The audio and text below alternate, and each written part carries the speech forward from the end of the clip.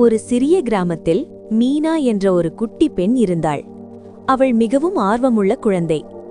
ஒவ்வொரு மாலையும் அவள் வீட்டின் முன்பகுதியில் உட்கார்ந்து பாட்டியிடம் கதைகள் கேட்பாள்.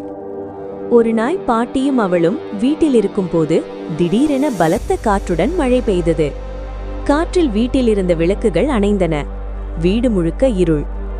பாட்டி, எனக்கு பயமா இருக்கு என்றாள் மீனா.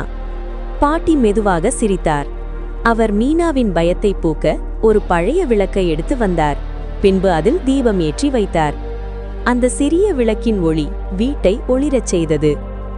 அப்போது பாட்டி மீனாவிடம், விளக்கு என்பது சாதாரண ஒன்று இல்லம்மா, அது சிறப்பானது என்றார்.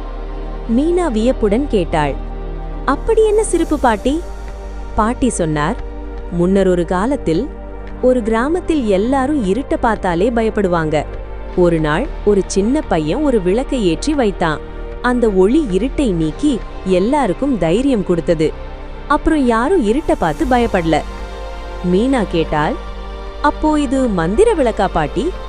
பாட்டி அவளது தலையை தடவினார். பாட்டி சொன்னாள், மீனா, தைரியம் என்பது உண்மையில் மந்திர விளக்குல இல்ல, உன் மனசுல தான் இருக்கு. நீ பயப்படாம இருந்தா எங்கிருந்தாலும் தைரியம் உன்னோட வரும். மீனா நிமிர்ந்து உட்கார்ந்தாள். எனக்கு இப்போ பயம் இல்ல பாட்டி என்றாள் தைரியமாக. வெளியில் மழை இன்னும் பெய்து கொண்டிருந்தது. ஆனால் வீட்டுக்குள் ஒளியும் தைரியமும் இருந்தது. கதை சொல்லும் நன்னெறி. உண்மையான தைரியம் நம்ம மனசுக்குள்ளதான் இருக்கிறது.